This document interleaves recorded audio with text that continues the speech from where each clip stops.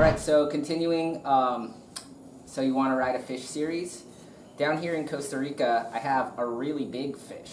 Really big for me. You could ride fishes bigger than this, but I thought this would be good for people who are interested in transitioning to a fish, maybe a intermediate 1.0, 2.0. Definitely want to be past the beginner stage, but this would be a good fish to transition to. I got this fish for my brother for his birthday to bring down here when he was living down here. It's a 5'10" Joe Falcone. Oh, sorry, it's a 5'8". Why did I thought it was 5'10"? 5'8", 21. Sometimes you gotta, the wax is covering where they write the dimensions on the stringer. 5'8", 21 and 7/8. It's a huge gobble wax on the, where it's, and 2 and 5/8. Fin systems, futures, fiberglass Almeric, pretty big fin. We've ridden a few different fins in here. Small fins didn't work. Fiberglass felt best for this board. Again, that natural feeling of fiberglass fins. And this is a classic keelfish in the shape, big outline, you know, big forward width point here. Very similar rails to that turquoise fish, rounded down here and kind of sharp on the bottom. Very little rocker and a really deep scoop in this fish tail.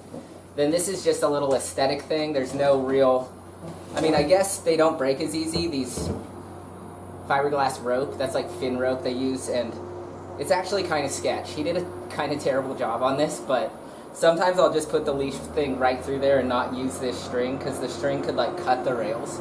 This board is really stable.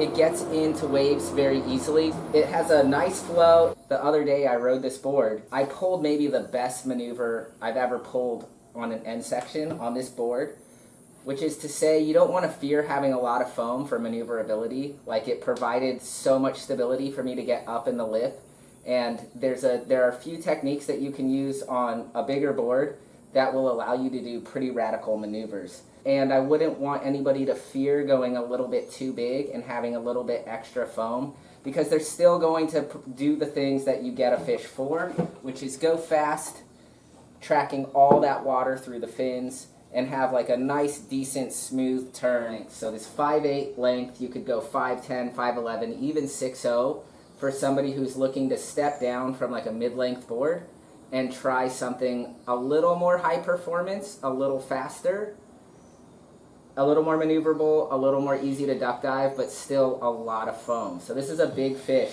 really versatile for expert, advanced, looking to cruise, and intermediate 1.0, 2.0, looking in to get something smaller because of the way it carries so much foam here under the chest and allows you to get into those waves really easily.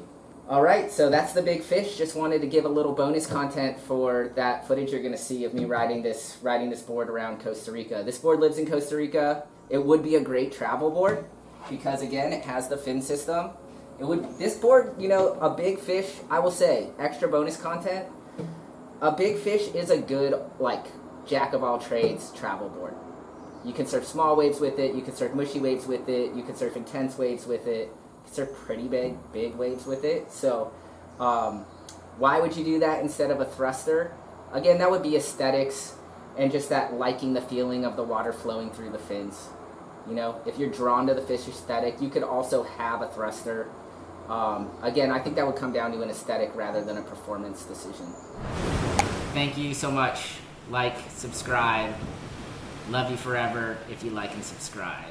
Watch my other videos. That's really cool. And if you want to know more about coaching and all things that I do, just go over to my website. Everything lives there. Archives of these videos live there. Get over there.